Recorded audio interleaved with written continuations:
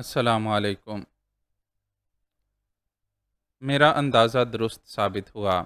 رضوان نے جلد ہی ریسیور رکھ دیا اور مجھ سے بولا، ایس پی جعفر یہاں ریڈ کرنے کے لیے 1 منٹ قبل پولیس ہیڈ کوارٹر سے روانہ ہو چکا ہے۔ میں نے پہلے ہی کہا تھا، بس اب نکل چلو۔ ہم دونوں بہت تیزی سے باہر آئے۔ میں تمہاری موٹر سائیکل ہی پر چلوں گی، میں نے کہا۔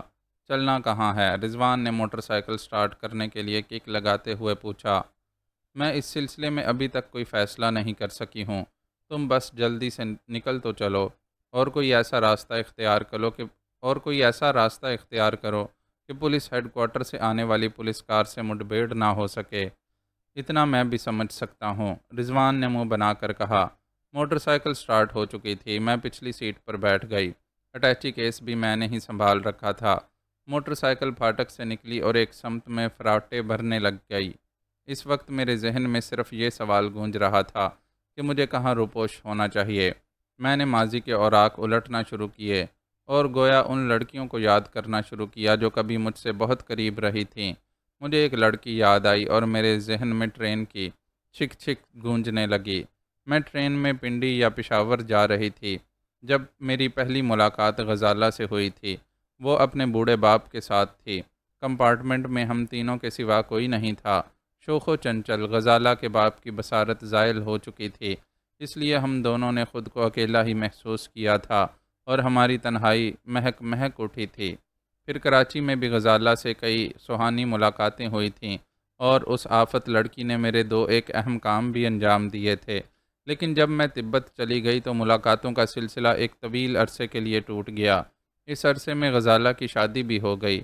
آخری مرتبہ میں اس سے کوئی 6 ماہ قبل ملی تھی، جب وہ اپنے 2 بچوں اور اکلوتے شوہر کے ساتھ الفی پر شاپنگ کرتی پھر رہی تھی۔ غزالہ کو 2 بچوں کی ماں کے روپ میں دیکھ کر مجھے بڑا عجیب سا محسوس ہوا تھا۔ وہ ملاقات بہت سرسری سی تھی۔ کھڑے کھڑے چند باتیں ہوئی تھیں۔ غزالہ نے اپنے شوہر سے میرا تعارف بھی کرایا تھا اور اپنے گھر کا پتہ بھی بتایا تھا کہ میں کبھی اس سے ملنے اس کے گھر آؤں۔ میں ایک مرتبہ گئی بھی، لیکن گھر میں تالا لگا ہوا تھا اور میں تالے میں اپنا کارڈ اڑس کر چلی آئی تھی۔ میں نے فیصلہ کیا کہ مجھے غزالہ ہی کے گھر میں روپوش ہونا چاہیے۔ میرے خیال کے مطابق موجودہ حالات میں غزالہ ہی کا گھر میرے لیے محفوظ ترین ثابت ہو سکتا تھا۔ میں نے رضوان سے نیو ٹاؤن چلنے کو کہا۔ غزالہ وہیں ایک چھوٹے سے خوبصورت بنگلے میں رہتی تھی۔ اس کا شوہر ایک غیر ملکی فرم میں چیف اکاؤنٹنٹ کے عہدے پر فائز تھا۔ تم مجھے گھر کے دروازے پر چھوڑ کر چلے جانا، میں نے رضوان سے کہا۔ کیا کسی بہت ہی خوبصورت لڑکی کا گھر ہے؟ رضوان نے چبھتے ہوئے سے لہجے میں کہا۔ ہاں، خوبصورت تو وہ اب بھی ہے، لیکن اب وہ لڑکی نہیں، عورت بن چکی ہے۔ 2 بچوں کی ماں بن چکی ہے۔ لا حول ولا قوت! پھر بھی آپ نے اس کے گھر کا انتخاب کیا ہے۔ وہ 2 چھوڑ 4 بچوں کی ماں بن جائے تو بھی اس سے میرا لگاؤ ختم نہیں ہو سکتا۔ آپ کا لگاؤ ہے یا سریش؟ اگر دوسری طرف خود غرضی کا عنصر شامل نہ ہو جائے تو لگاؤ ہمیشہ قائم رہتا ہے۔ کیا موجودہ حالات میں آپ کو یہی سب کچھ سوچنا چاہیے؟ کیا مطلب؟ یہ ایس پی جعفر کے پھندے سے کب نجات ملے گی؟ یہی سب کچھ سوچنے کے لیے میں نے ایک پرسکون گوشہ تلاش کیا ہے۔ غزالہ کا ٹیلی فون نمبر مجھے یاد نہیں رہا۔ ہاں، اب بائیں جانب موڑ لو۔ میں تمہیں فون کر کے غزالہ کا نمبر بتا دوں گی تاکہ تم بھی ضرورت پڑنے پر مجھ سے رابطہ قائم کر سکو۔ ہاں، کونے والے بنگلے کے سامنے موٹر سائیکل روک لینا۔ رضوان نے رفتار کم کرنا شروع کی اور بالآخر موٹر سائیکل روک دی۔ وہ عین پھاٹک کے سامنے رکا تھا۔ ارد گرد سناٹے کی حکمرانی تھی۔ میں موٹر سائیکل سے اتر گئی اور بولی، انجن بند کر دو، میں دیکھ تو لوں کہ وہ ہے بھی یا نہیں۔ میں نے کال بیل کا بٹن دبایا اور انتظار کرنے لگی۔ 2 منٹ گزر جانے کے بعد میں نے پھر بٹن دبایا اور پھر پھاٹک کی دوسری جانب قدموں کی آہٹ سنائی دی۔ آہٹ سے وہ کوئی مرد ہی معلوم ہوتا تھا۔ کون ہے؟ اس نے پھاٹک کھولنے سے پہلے پوچھا۔ پھاٹک تو کھولو، میں غزالہ سے ملنے آئی ہوں۔ مجھے یقین تھا کہ عورت کی آواز سن کر وہ شخص کسی حد تک مطمئن ہو جائے گا کہ خطرے کی کوئی بات نہیں ہے۔ پھاٹک کھل گیا اور میں نے ایک لمبے تڑنگے شخص کو دیکھا جو ایک ہاتھ میں لاٹھی لیے ہوئے تھا۔ غالباً وہ چوکیدار تھا۔ اس نے استجابیہ اور سوالیہ انداز میں میری طرف دیکھا۔ ایک نظر اس نے رضوان کی طرف بھی ڈالی تھی۔ غزالہ ہے؟ میں چوکیدار سے مخاطب ہوئی۔ بیگم صاحبہ تو ہیں، لیکن ظاہر ہے کہ سو رہی ہوں گی۔ میں نے اس کی بات کاٹتے ہوئے کہا، تم انہیں جگا دو، میں دوسرے شہر سے آئی ہوں، انہیں بتا دو کہ صبیحہ آئی ہے۔ اب چوکیدار نے ایک مرتبہ میرے اٹیچی کیس کی طرف دیکھا، غالباً اسے یقین آ گیا ہوگا کہ میں بیرون شہر سے آ رہی ہوں۔ میں نے پلٹ کر رضوان سے کہا، اب تم جاؤ۔ مجھے تنہا سمجھنے کے بعد چوکیدار بالکل ہی مطمئن ہو گیا اور اس نے کہا، اندر آ جائیے، میں جا کر بیگم صاحبہ کو جگاتا ہوں۔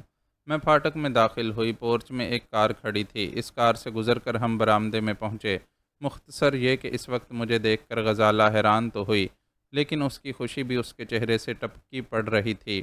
وہ بے تحاشا مجھ سے لپٹ گئی اور ذرا دیر تک اسے یہ پوچھنے کا بھی خیال نہیں آیا کہ میں اتنی رات گئے اس کے گھر کیوں آئی ہوں، جبکہ اسی شہر میں میرا اپنا گھر بھی موجود ہے۔ غزالہ کے ساتھ ہی اس کا شوہر بھی بیدار ہو گیا تھا اور خاموش کھڑا ہوا دیکھ رہا تھا کہ غزالہ کیسے والہانہ انداز میں مجھ سے مل رہی تھی۔ ذرا دیر بعد وہ افراتفری کسی کیفیت ختم ہوئی۔ میں اور غزالہ ڈرائنگ روم میں بیٹھ کر باتیں کرنے لگے۔ غزالہ کا شوہر اخلاقاً ذرا دیر رک کر اور چند باتیں کر کے اپنی خوابگاہ میں چلا گیا۔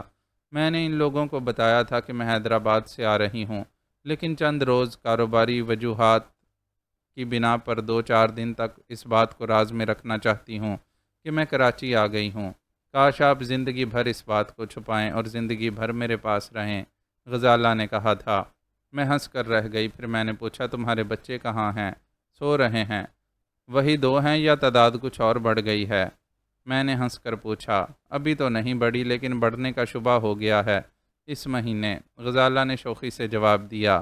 مجھے یہ بہت عجیب سا لگتا ہے کہ تم امی جان بن گئی ہو، اور مجھے یہ بڑا عجیب لگتا ہے کہ آپ بالکل نہیں بدلیں۔ میں کبھی نہیں بدلوں گی۔ ایک بار تجربہ کر کے تو دیکھیے، غزالہ بائیں آنکھ دبا کر بولی۔ فضول بکواس نہ کرو۔ میں نے اسے گھور کر دیکھا اور وہ خود بھی ہنسنے لگی۔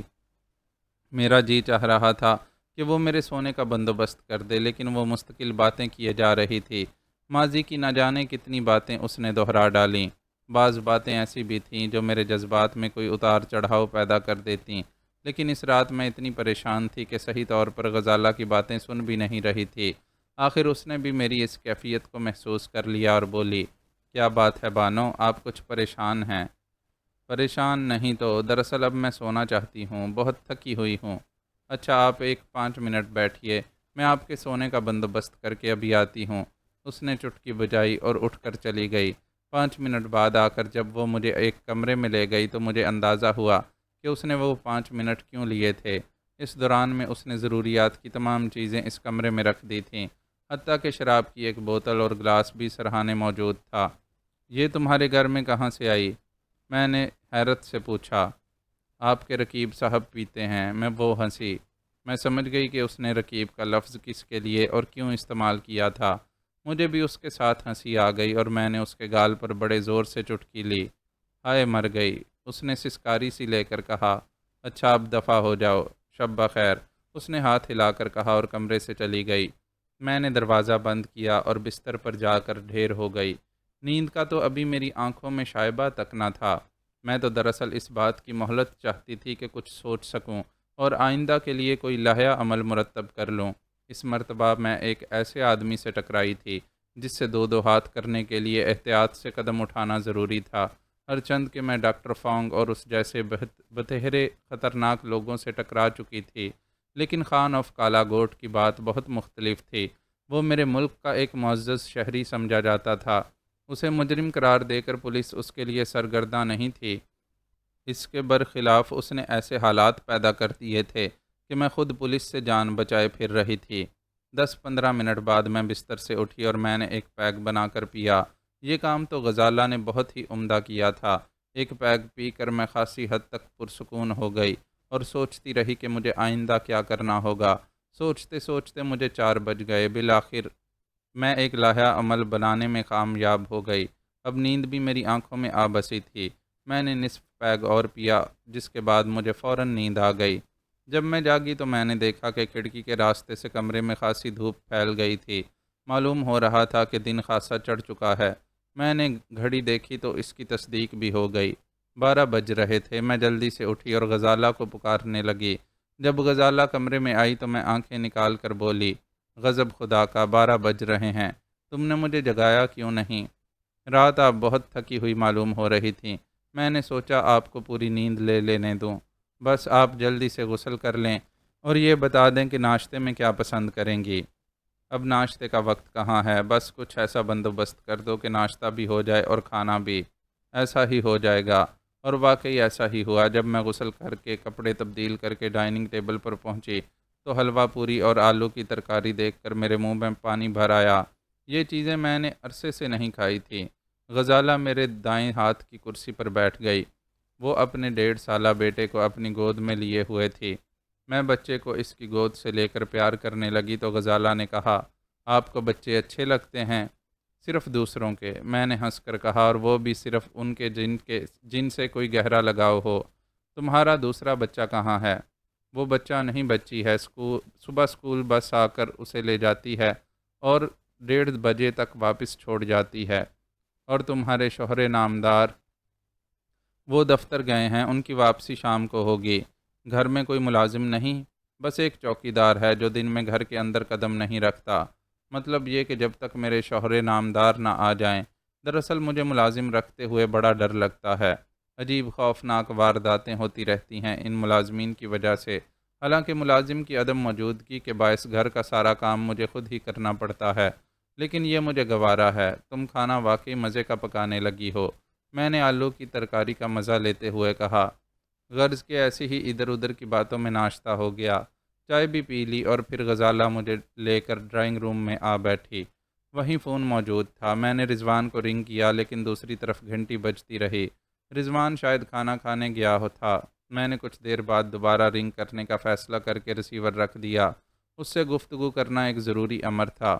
اس سے بات کر کے مجھے اب تک کی صورتحال معلوم کرنا تھی اور کچھ پروگرام طے کرنا تھا۔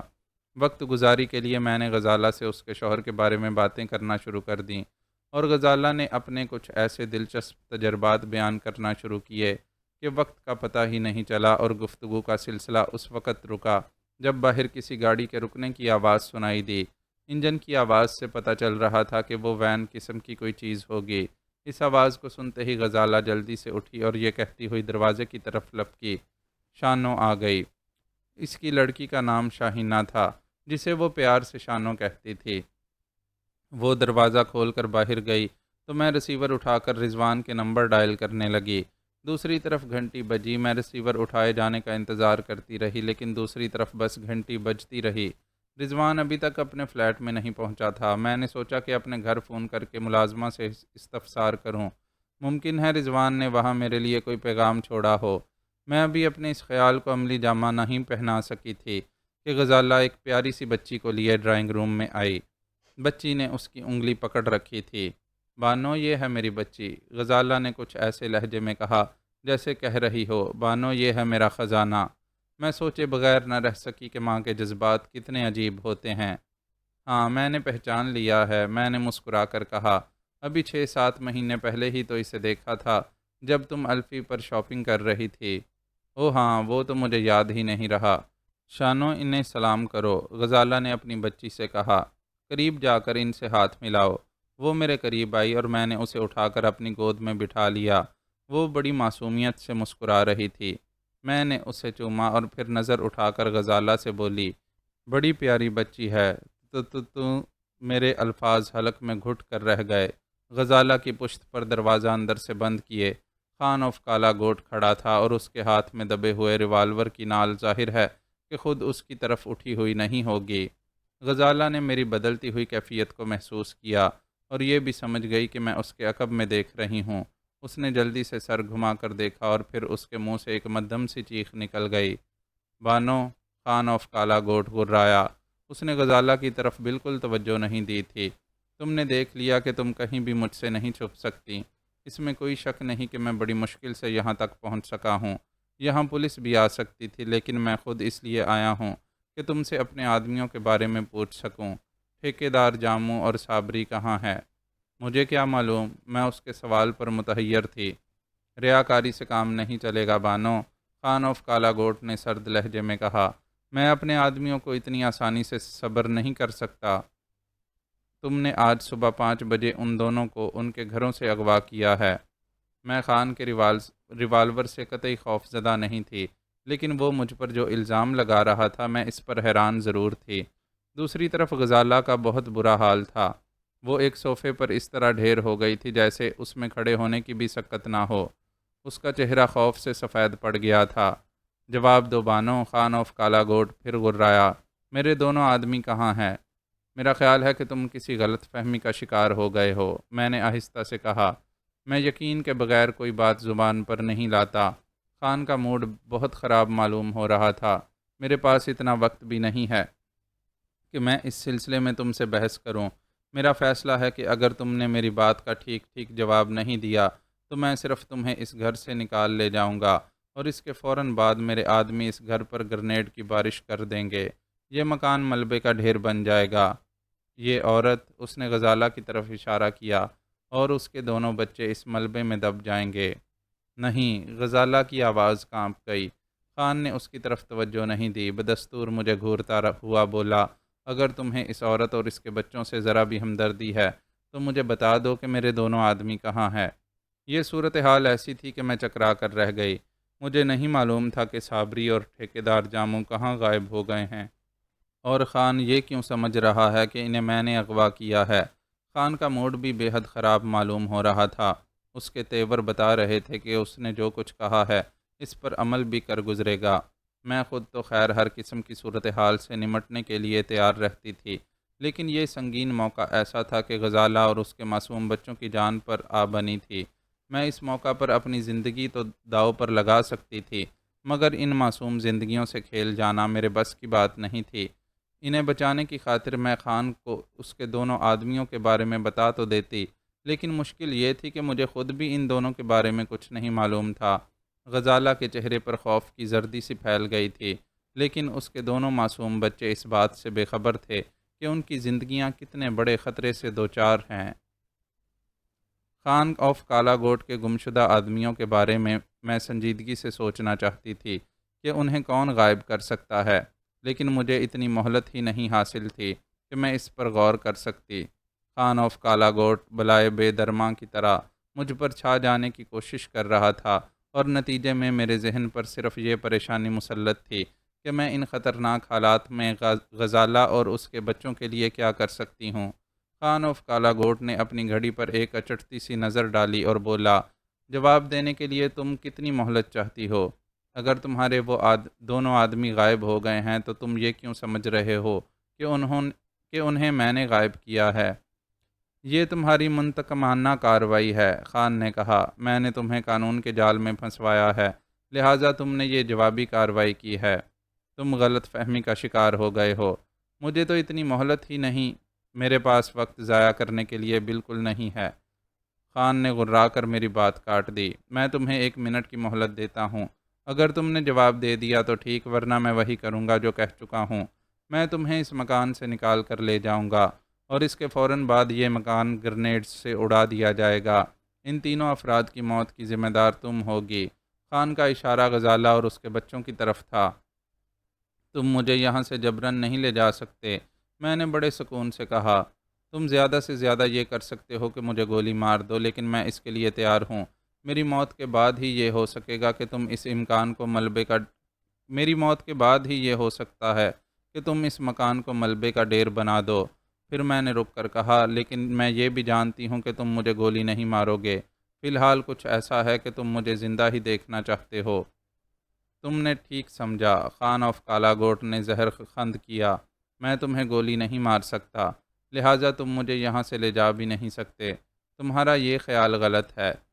تمہیں میرے ساتھ چلنا ہوگا۔ اگر تم اس کے لیے آمادہ نہ ہوئیں تو میں تمہیں تو نہیں مگر ان تینوں کو تمہاری آنکھوں کے سامنے گولی مار سکتا ہوں۔ میرے اعصاب کو ایک جھٹکا سا لگا۔ میں نے اس پہلو پر تو غور ہی نہیں کیا تھا۔ غزالہ دم بخود بیٹھی ہوئی تھی۔ اب تک اس کے منہ سے ایک لفظ بھی نہیں نکلا تھا۔ وہ کبھی مجھے اور کبھی خان آف کالا گوٹ کو دیکھے جا رہی تھی۔ اس نے دونوں بچوں کو اپنی آغوش میں اس طرح چھپا رکھا تھا جیسے انہیں دنیا کی تمام آفات سے بچا لینا چاہتی ہو۔ خان، میں نے دانت پر دانت جما کر کہا، اگر ان تینوں کو گزند پہنچا تو یقین جانو کہ تم بھی ایک بڑے عذاب سے نہ بچ سکو گے۔ خدائی عذاب؟ خان تمسخرانہ انداز میں بولا۔ ہاں، میں نے بڑے یقین سے کہا۔ سب کچھ اسی کی طرف سے ہوتا ہے، لیکن اس کے ظاہری وسائل کچھ اور ہوتے ہیں۔ تمہیں جس عذاب سے دوچار ہونا پڑے گا اس کا وسیلہ میں بنوں گی۔ تمہیں میرے ہی ہاتھوں سے اس دنیا میں نار جہنم کا کندہ بننا پڑے گا۔ تو چلو میں ایسا نہیں کروں گا۔ خان عیارانہ انداز میں ہنسا۔ میں نہ تو تمہیں گولی ماروں گا، نہ ان تینوں کو، لیکن تمہیں یہاں سے ضرور لے جاؤں گا۔ تو لے چلو، میں نے بظاہر بڑے سکون سے کہا، لیکن اندرونی طور پر میں بے سکونی کا شکار تھی۔ میری سمجھ میں نہیں آ رہا تھا کہ خان اتنے اعتماد کے ساتھ مجھے یہاں سے لے جانے کا دعویٰ کیسے کر رہا ہے۔ آخر اس کے ذہن میں کیا تدبیر ہے؟ کیا وہ اپنے آدمیوں کو اندر بلوا کے مجھے جبراً اٹھا لے جانے کی کوشش کرے گا؟ میں تمہیں سوچنے کے لیے آخری 10 سیکنڈ دے رہا ہوں۔ خان نے ایک بار پھر اپنی گھڑی پر نظر ڈالی۔ اس نے اپنے ریوالور کو میری طرف بالکل سیدھا کر دیا تھا۔ اب مجھے پھر الجھن درپیش تھی۔ خان نے کہا تھا کہ وہ مجھے گولی نہیں مارے گا، لیکن ریوالور کو سیدھا کرنے کا انداز بتا رہا تھا کہ وہ ایسا کرنے کا ارادہ کر چکا ہے۔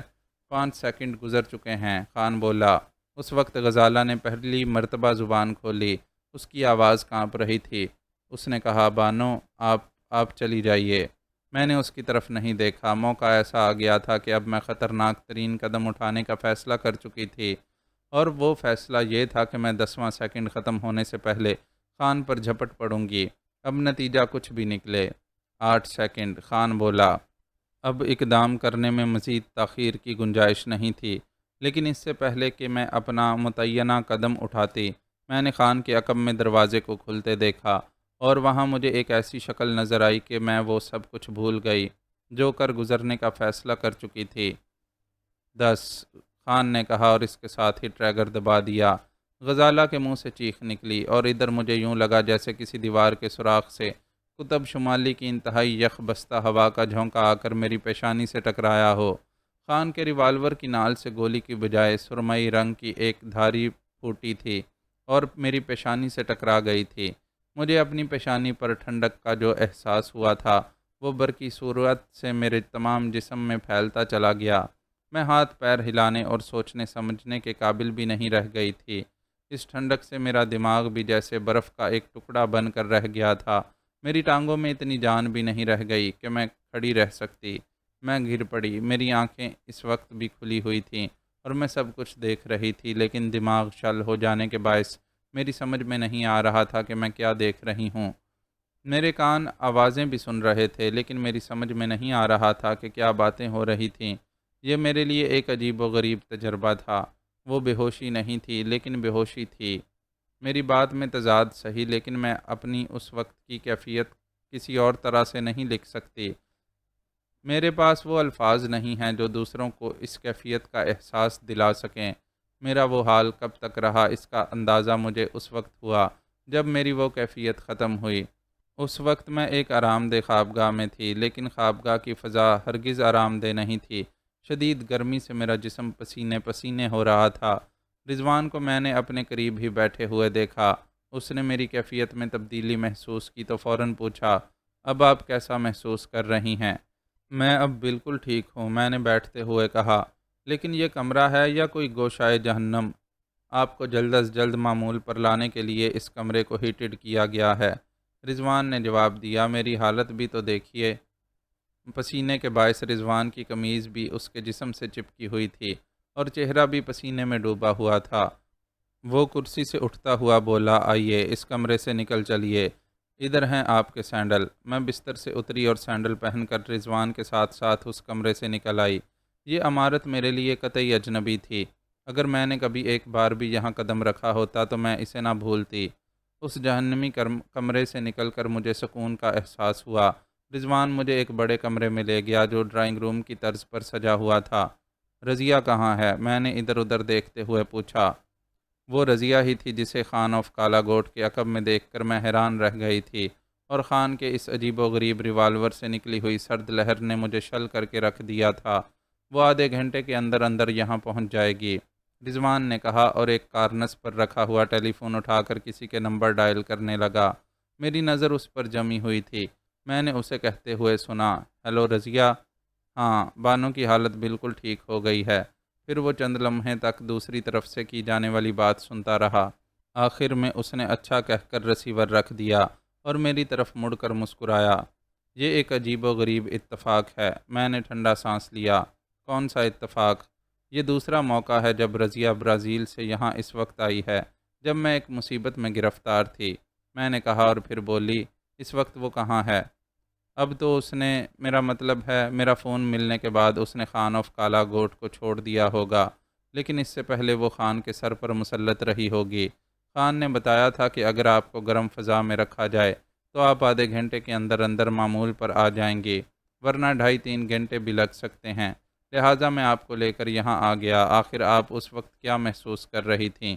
آپ کو بے ہوش تو نہیں کہا جا سکتا، لیکن آپ کا جسم بالکل بے حس و حرکت ہو گیا تھا۔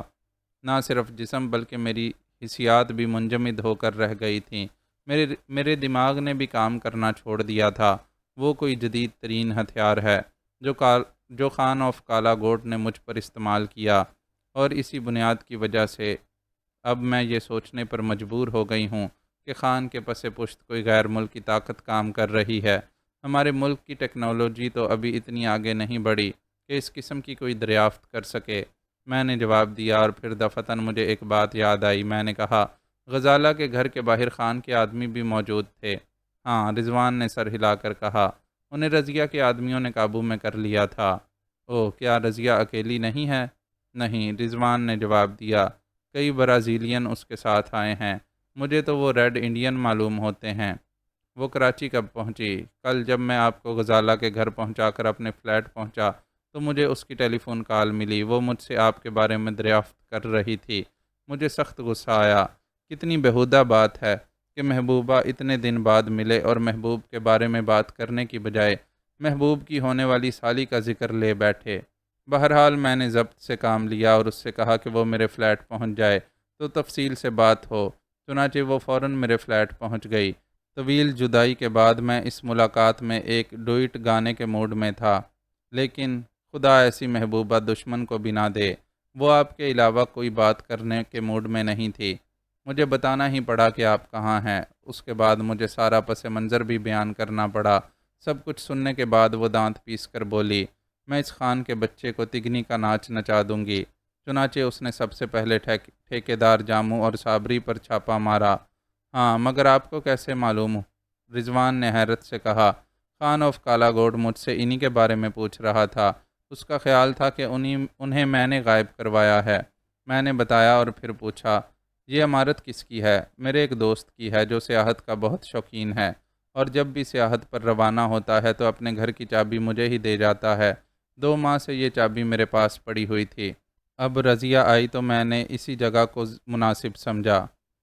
موجودہ حالات میں اس کا آپ کے گھر میں رہنا مناسب نہیں تھا۔ وہ سب تو ٹھیک ہے، لیکن تم نے مجھے رضیہ کی آمد سے فوری طور پر باخبر کیوں نہیں کیا؟ یہ آپ اپنی لاڈلی ہی سے پوچھئے گا، رضوان نے منہ بناتے ہوئے کہا۔ انہوں نے ہی فرمایا تھا کہ میں کسی ڈرامائی موقع پر ہی باجی کے سامنے جانا چاہتی ہوں۔ اچھا، میں ہنس پڑی۔ اس کا بچپنا اب تک نہیں گیا؟ جی ہاں، رضوان منہ بنا کر بولا۔ وہ اب تک مبلغ 12 سال کی ہیں، باقی کل پرزے امیٹیشن ہیں۔ فضول گوئی سے اجتناب کرنا سیکھو۔ یہ بتاؤ کہ صابری اور ٹھیکیدار جاموں کہاں ہیں؟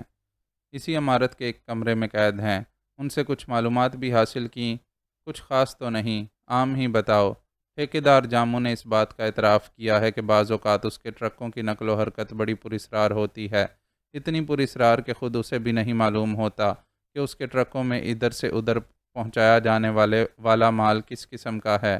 اسے صابری سے ہدایات ملا کرتی ہیں کہ فلاں جگہ سے لکڑی کے اتنے باکس اٹھانا ہے اور فلاں جگہ پہنچانا ہے۔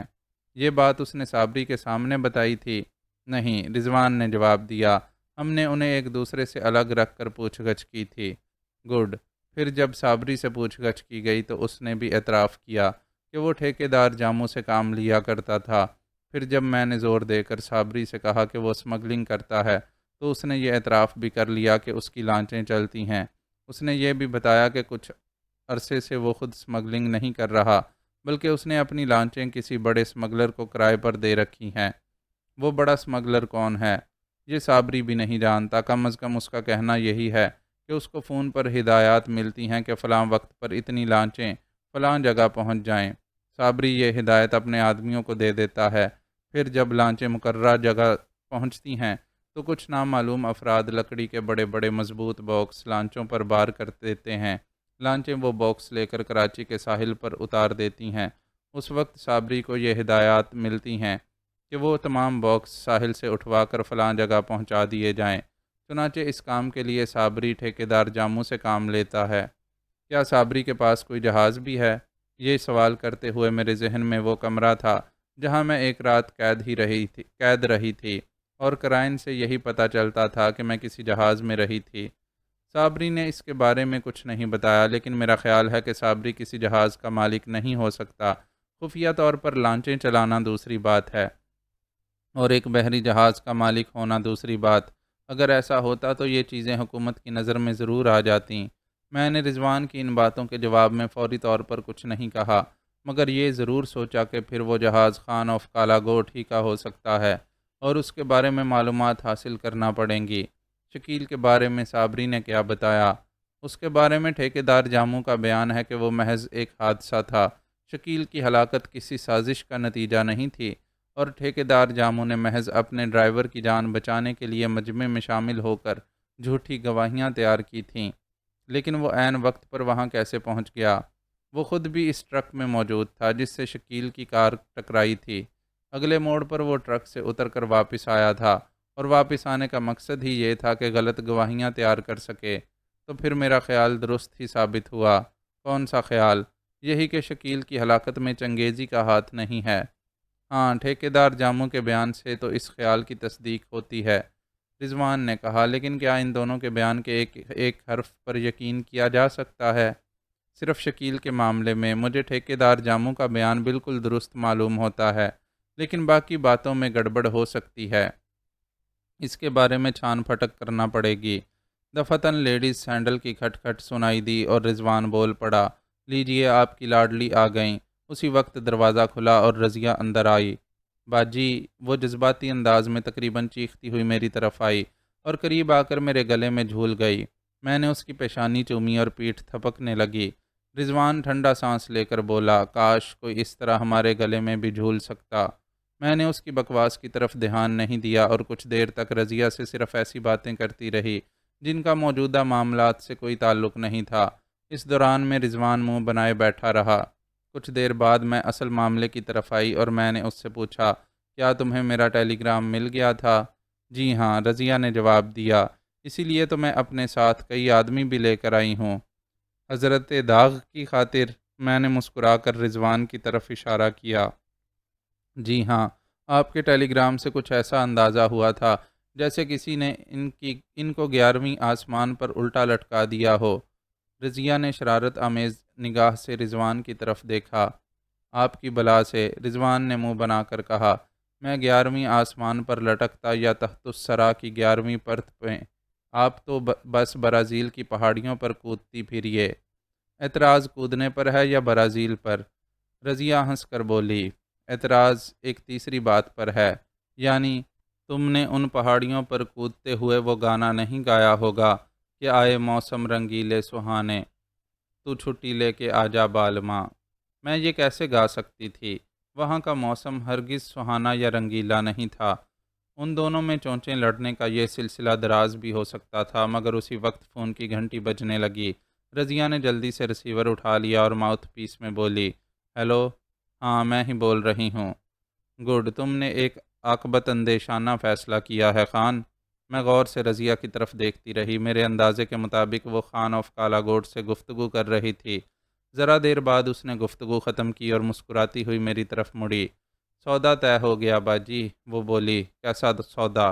وہ کفیل رضا اور مشتاق چنگیزی کے ماموں کو ہمارے حوالے کر دے گا، جس کے بدلے میں ہم اس کے دونوں آدمیوں کو چھوڑ دیں گے، یعنی ٹھیکیدار جاموں اور صابری کو۔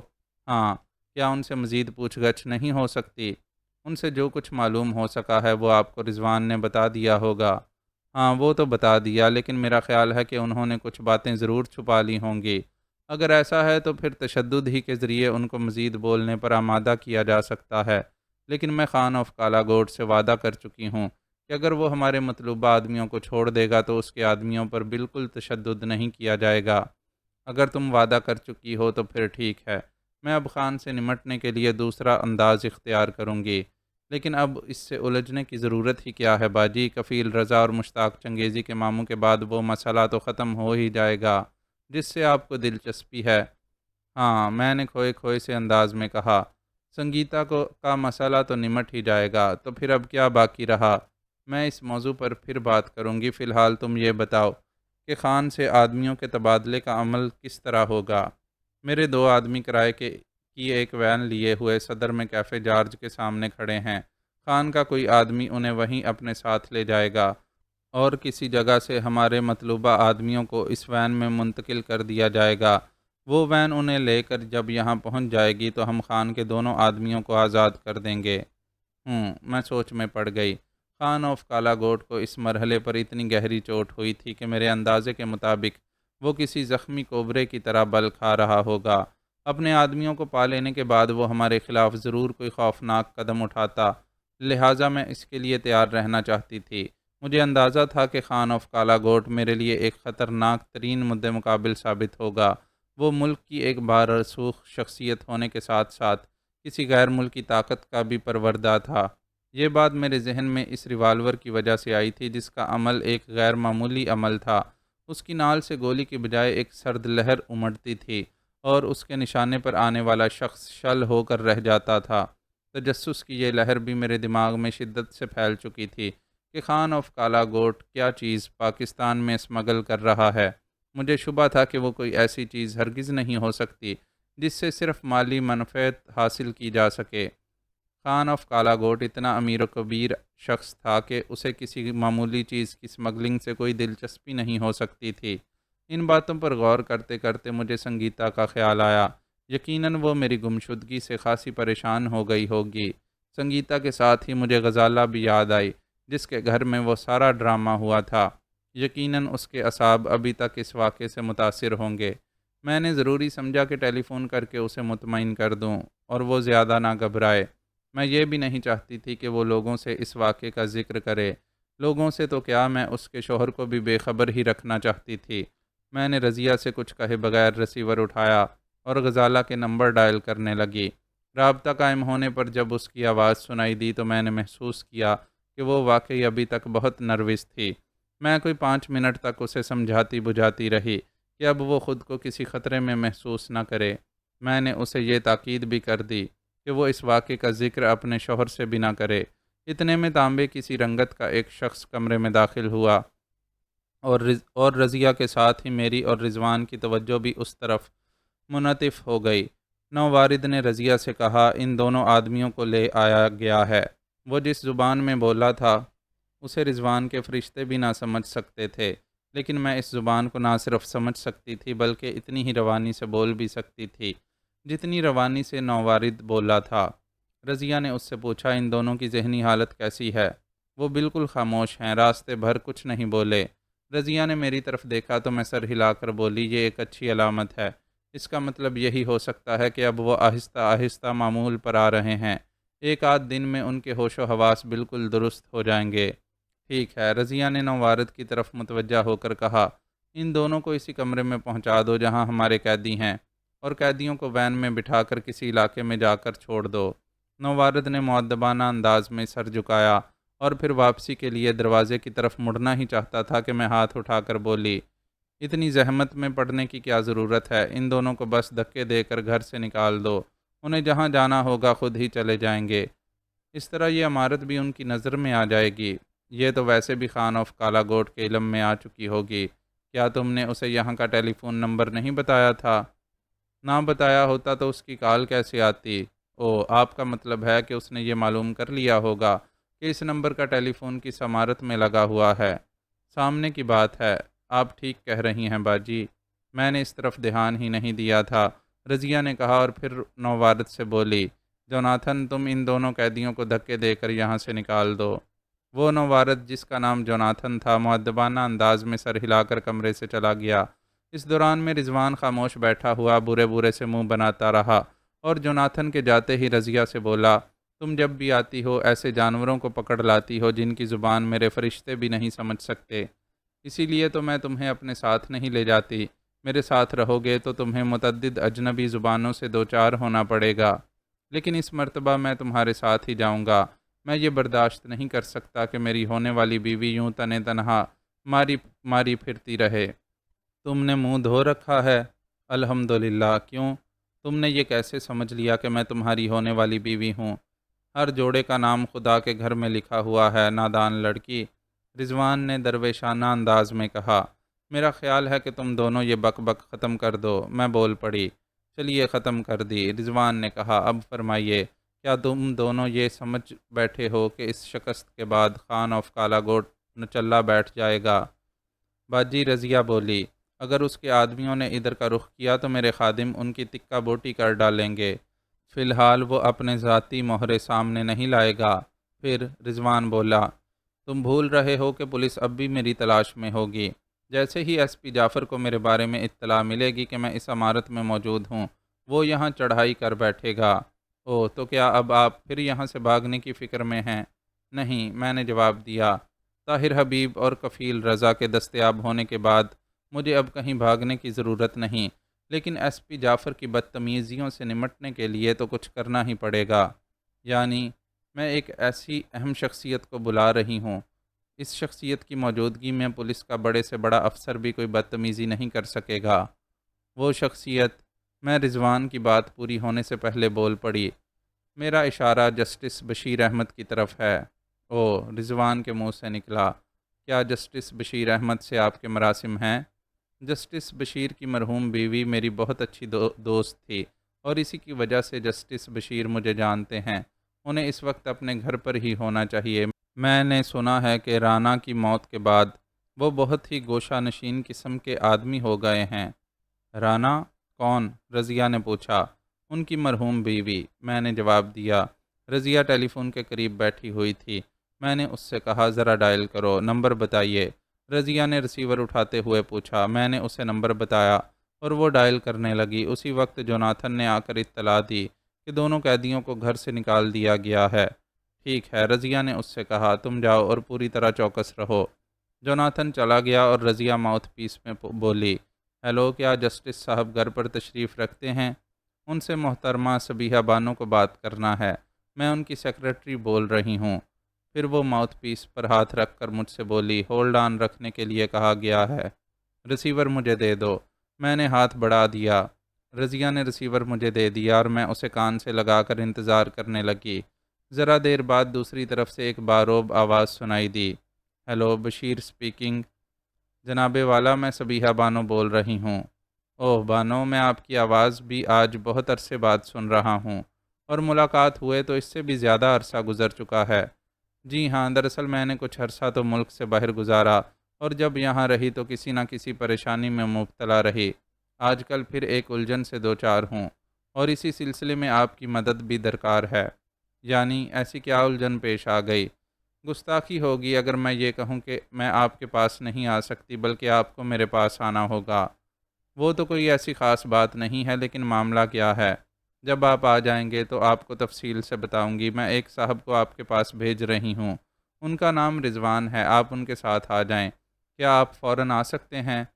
میں آ سکتا ہوں، لیکن اشارتاً تو بتائیں کہ معاملہ کیا ہے۔ یہ ایک قانونی مسئلہ ہے جسے میں آپ کے سامنے طے کرنا چاہتی ہوں۔ شاید آپ کو یہ سن کر تعجب ہوگا کہ پولیس مجھے گرفتار کرنے کے لیے میری تلاش میں ہے۔ ارے وہ کیوں؟ اچھا خیر، میں آیا جاتا ہوں، لیکن آپ کسی آدمی کو کیوں بھیج رہی ہیں؟ میں خود آ جاؤں گا۔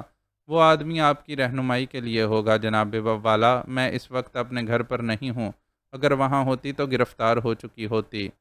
بڑا سنگین معاملہ معلوم ہوتا ہے، آپ ان صاحب کو فوراً بھیجیں، میں تیار رہوں گا۔ شکریہ جناب والا۔ گفتگو ختم کر کے میں نے ریسیور رکھا اور رضوان سے بولی، میں جا رہا ہوں جناب والی۔ رضوان منہ بناتا ہوا کھڑا ہو گیا۔ جسٹس صاحب کا پتہ میں تمہیں سمجھائے دیتی ہوں، اس کی زحمت بھی نہ کیجیے، مجھے علم ہے، رضوان نے کہا۔ آپ صرف یہ بتائیے کہ میں ان کے لیے گاڑی لے کر جاؤں یا وہ اپنی کار میں آئیں گے؟ وہ اپنی ہی کار میں آئیں تو بہتر ہے، تم ٹیکسی لے کر چلے جاؤ۔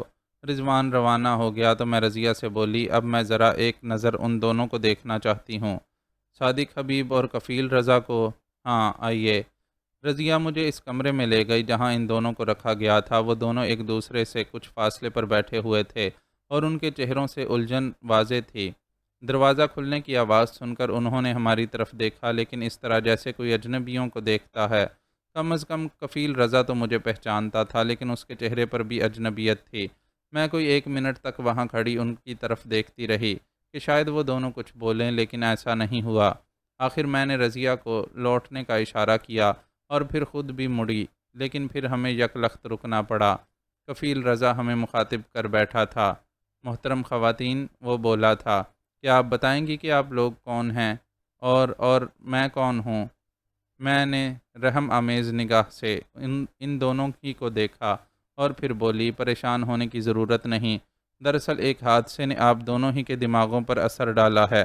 ڈاکٹروں کا خیال ہے کہ آپ کل تک ٹھیک ہو جائیں گے۔ یہ فکرہ میں نے اپنی طرف سے جڑ دیا اور پھر کہا، جب تک آپ یہاں ہیں آپ کو کسی قسم کی تکلیف نہیں ہوگی۔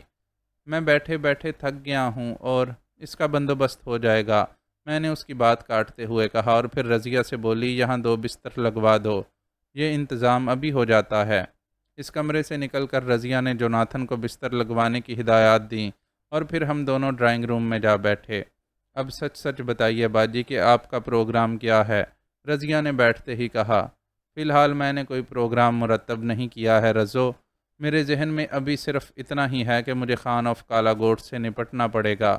مجھے نہ جانے کیوں محسوس ہونے لگا ہے جیسے یہ شخص ہمارے وطن کے لیے ایک موذی سانپ ہو۔ اس کا وہ عجیب و غریب ریوالور میرے ذہن پر بری طرح مسلط ہے۔ میں اور رضیہ خان آف کالا گھوٹ کے بارے میں باتیں کرتے رہے۔ میں نے رضیہ کو بہت کچھ بتایا اور اس میں اتنا وقت گزر گیا کہ باہر ایک کار کے رکنے کی آواز سنائی دی۔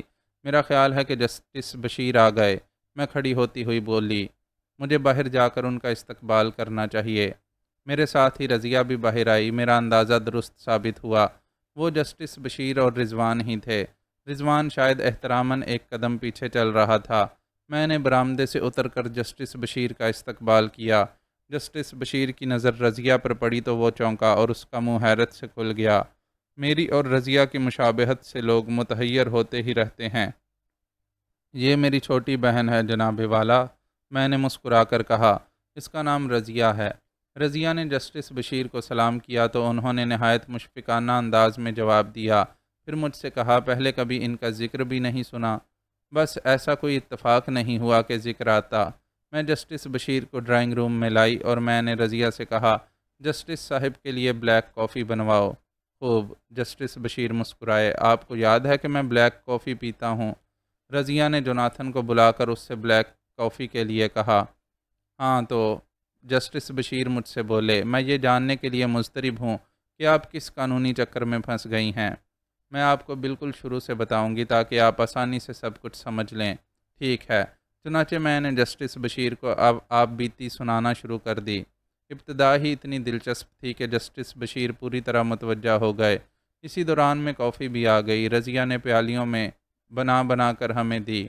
اسی گفتگو کے دوران میں رضیہ اور رضوان بالکل خاموش بیٹھے رہے۔ میں نے ساری کہانی منوعن بیان کر ڈالی تو خان آف کالا گوٹ کا نام زبان پر نہیں لائی۔ اس کا ذکر میں نے ایک پراسرار شخصیت کی حیثیت سے کیا جو جہاز کے کمرے میں اور پھر غزالہ کے گھر میں بھی میرے سامنے نقاب پہن کر آئی تھی۔ یہ سب کچھ سننے کے بعد جسٹس بشیر کے چہرے پر تفکر کے آثار پیدا ہو گئے، مگر انہوں نے فوری طور پر کوئی تبصرہ نہیں کیا۔ ایک جسٹس کی حیثیت سے وہ کوئی فیصلہ بھی عجلت سے نہیں کر سکتے تھے۔ قدرے توقف کے بعد میں پھر بولی، میں چاہتی ہوں کہ آپ اس معاملے کو اپنی نگرانی میں نپٹوا دیں۔ ایک آدھ دن میں کفیل رضا اور صادق حبیب بالکل ہوش و حواس میں ہوں گے۔ ان کے بیانات کی روشنی میں یہ معاملہ آسانی سے اختتام پذیر ہو جائے گا، لیکن اس سے زیادہ سنگین مسئلہ تو مجھے اس شخصیت کا معلوم ہو رہا ہے جو ابھی تک سامنے نہیں آئی۔ جسٹس بشیر نے کہا، اس مسئلے کو آپ بھول جائیں، وہ میرا ہیڈک ہے۔ یہ آسان نظر نہیں آتا کہ آپ تنے تنہا اس خطرناک شخص سے نپٹ سکیں۔ آسان تو نہیں ہے، لیکن میں اسے ناممکن نہیں سمجھتی۔ جسٹس بشیر ذرا دیر کچھ سوچتے رہے، پھر بولے، کیا میں کفیل رضا اور صادق حبیب کو دیکھ سکتا ہوں؟ ہاں ہاں، کیوں نہیں، میں نے کہا۔ اسی وقت باہر کسی گاڑی کے رکنے کی آواز سنائی دی۔ کون آ گیا دیکھو تو، میں نے چونک کر رضیہ سے کہا۔ رضیہ اٹھ کر دروازے کی طرف لپکی، لیکن اس کے فوراً بعد ہی ہمیں بھی اپنی اپنی جگہ سے اٹھ جانا پڑا۔ دراصل باہر سے ایسی ہی آوازیں سنائی دی تھیں کہ ہم میں سے کوئی بھی بیٹھا نہیں رہ سکتا تھا۔ وہ آوازیں ایسی تھیں جیسے کچھ لوگ آپس میں لڑ پڑے ہوں۔ پھر ایک آواز گالیاں بکتی ہوئی سنائی دی اور میں نے اس آواز کو پہچان لیا۔ وہ ایس پی جعفر تھا۔ جسٹس بشیر کی موجودگی کے باعث مجھے ایس پی جعفر کی طرف سے کوئی خطرہ نہیں تھا، اس لیے میں بے دھڑک برآمدے میں پہنچ گئی۔ وہاں جو حالات نظر آئے ان سے یہ اندازہ لگانا مشکل نہیں تھا کہ کیا ہوا تھا۔ ایس پی جعفر نے اپنے ماتحتوں کے ساتھ بے دریغ اندر گھسنے کی کوشش کی تھی، لیکن جوناتھن کے ساتھیوں نے اس کا راستہ روک لیا تھا۔ اس پر بات بڑھ گئی اور ایس پی جعفر جو فطرتاً اکھڑ تھا، ہاتھ چھوڑ بیٹھا۔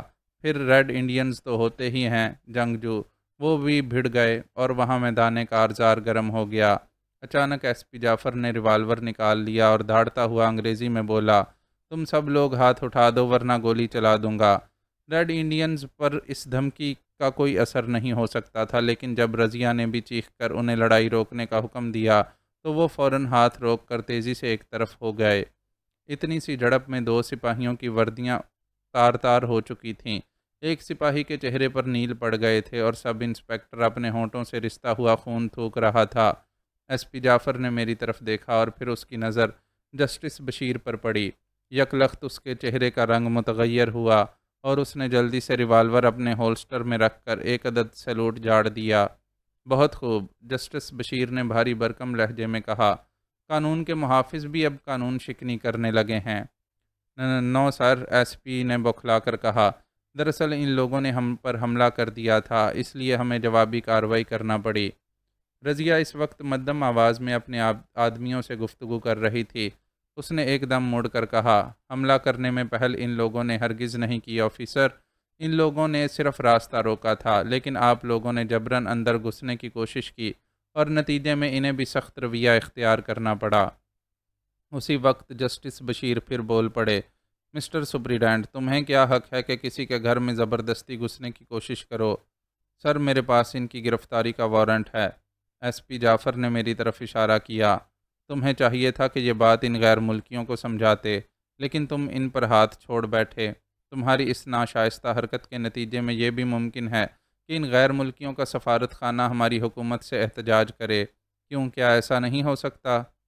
یس سر، ایس پی جعفر بری طرح بوکھلایا ہوا تھا۔ جسٹس بشیر نے ایک طائرانہ نظر تمام لوگوں پر ڈالی اور پھر ایس پی جعفر سے کہا، آپ میرے ساتھ اندر آئیے۔ اپنے ماتحتوں سے کہیے کہ یہ یہیں رک کر آپ کا انتظار کریں۔ بہتر سر، بہت بہتر۔ جسٹس بشیر کے ساتھ ہی رضیہ، رضوان اور میں بھی ڈرائنگ روم میں جانے کے لیے مڑ گئے۔ مڑتے مڑتے رضیہ نے اپنے آدمیوں کو اشارہ کیا تھا کہ وہ بدستور چوکس رہیں۔ ہمارے پیچھے پیچھے ایس پی جعفر بھی ڈرائنگ روم میں آ گیا۔ اس کے چہرے پر ایک رنگ آ رہا تھا، ایک جا رہا تھا۔ اس کی یہ حالت دیکھ کر میں خاصی محظوظ ہو رہی تھی۔ میں نے محسوس کیا کہ رضیہ کو دیکھ کر بھی ایس پی جعفر خاصی الجھن کا شکار ہو گیا تھا۔ تو آپ صبیحہ بانو کو گرفتار کرنے آئے ہیں؟ جسٹس بشیر نے ایک صوفے پر بیٹھتے ہوئے کہا، اور ان کے خلاف رپورٹ کرنے والا شخص ارباب چنگیزی ہے؟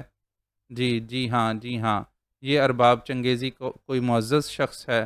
یس سر۔ پیسے والا آدمی ہے؟ یس سر، اس لیے معزز ہے؟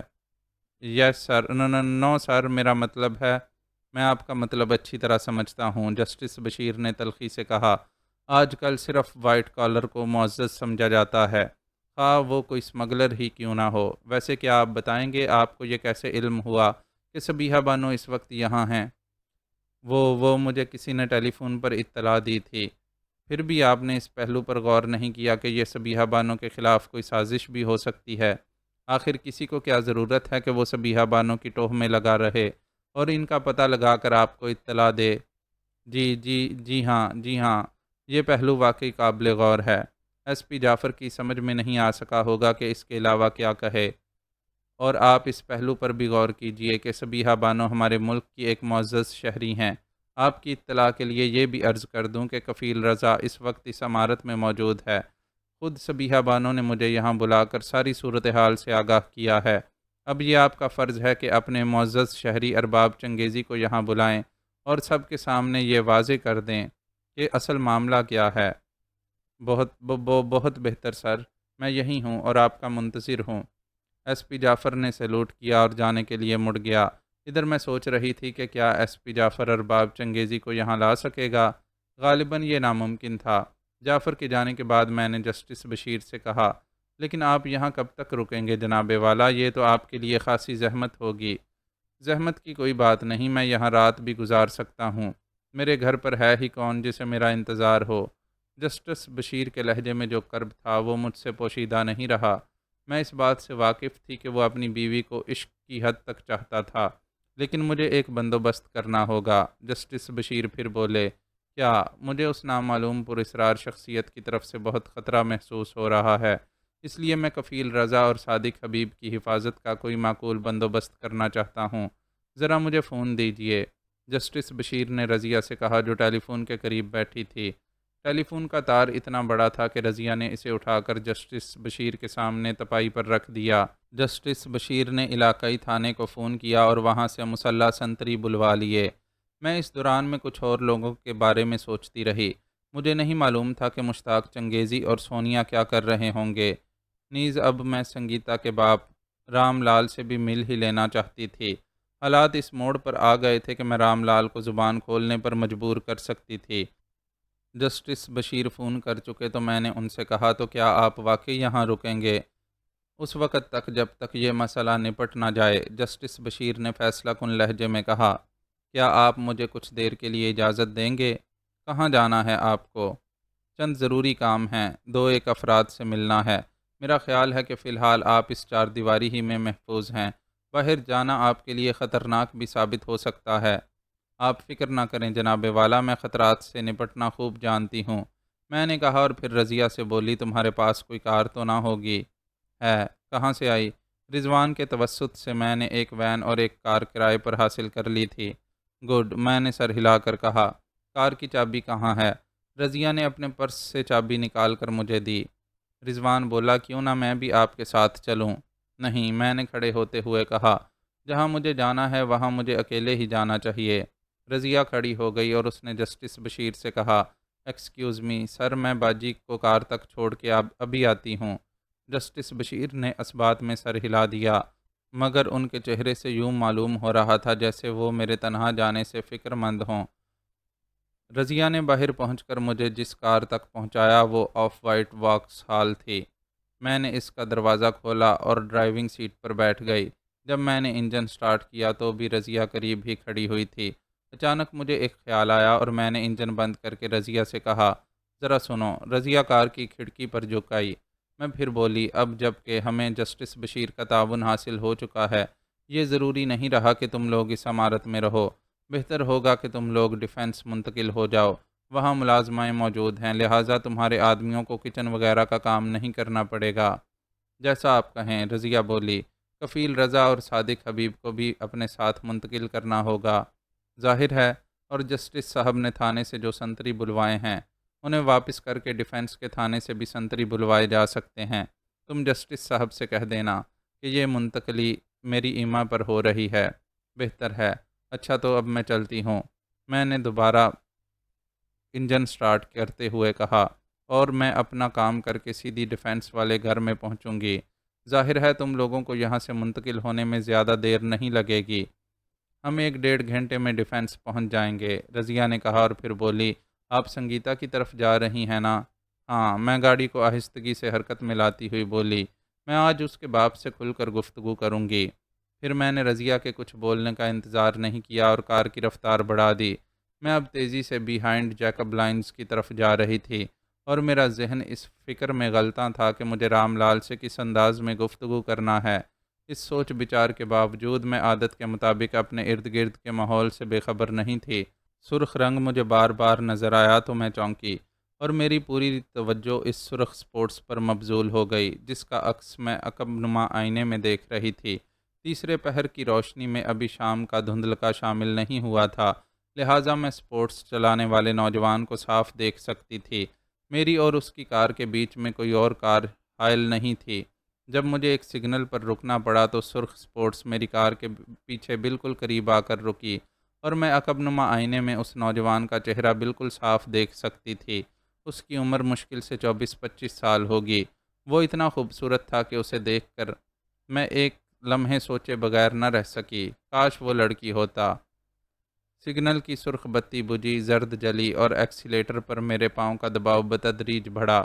سبز بتی جلی تو میری کار حرکت میں آ چکی تھی۔ جیسے ہی میں نے چوراہا عبور کیا، ایک گاڑی میری کار اور سرخ سپورٹس کے بیچ میں حائل ہو گئی۔ نوجوان کا چہرہ میرے ذہن پر پوری طرح منکش ہو چکا تھا۔ یقیناً وہ ایک ایسی شکل تھی جو بے شمار لڑکیوں کو متاثر کر سکتی تھی۔ میں الجھن میں پڑ گئی کہ یہ معصوم صورت اور خوش شکل نوجوان میرے پیچھے کیوں لگ گیا ہے۔ جب میں اس سڑک پر پہنچی جو صرف بیہائنڈ جیکب لائنز ہی کی طرف جاتی تھی، اس وقت بھی میں نے سرخ سپورٹس کو اپنے عقب میں دیکھا۔ اب اس میں ذرا سا بھی شبہ نہیں رہا تھا کہ سرخ سپورٹس میرا ہی تعاقب کر رہی تھی۔ میرے لیے اب یہ الجھن آ پڑی کہ مجھے ایسی صورت میں سنگیتا کے گھر کا رخ کرنا چاہیے یا نہیں۔ نہ جانے وہ نوجوان کون تھا اور اسے میرے پیچھے کس نے لگایا تھا۔ یہ بات تو میں پورے وثوق سے کہہ سکتی تھی کہ وہ نوجوان کسی مجرم پیشہ گروہ سے متعلق نہیں ہو سکتا تھا۔ اس کے بشرے سے یہ بات صاف ظاہر ہو رہی تھی کہ وہ کسی شریف اور متمول گھرانے کا چشم و چراغ تھا۔ میں نے سوچا اور بہت تیزی سے اس فیصلے پر پہنچ گئی کہ خواہ کچھ بھی ہو، مجھے اس وقت رام لال سے ملاقات کرنا ہی ہے۔ میں نے گاڑی اس جگہ روک دی جہاں سے آگے جانے کے لیے مجھے اپنی ٹانگوں ہی سے کام لینا تھا۔ گاڑی اس پتلی سی گلی میں نہیں جا سکتی تھی جس سے گزرے بغیر سنگیتا کے گھر تک نہیں پہنچا جا سکتا تھا۔ میں نے عقب نما آئینے میں دیکھا کہ وہ سرخ سپورٹس بھی کچھ فاصلے پر رک گئی تھی۔ میں نے انجن بند کیا، گاڑی کے شیشے چڑھائے اور دروازہ لاک کر کے گاڑی سے اتر آئی۔ میں نے فیصلہ کیا تھا کہ گاڑی سے اترنے کے بعد ایک بار بھی مڑ کر نہیں دیکھوں گی۔ یہ بات تو تھی کہ وہ نوجوان سنگیتا کے گھر تک میرے پیچھے پیچھے آئے گا۔ اب اس کا مقصد جو بھی ہو۔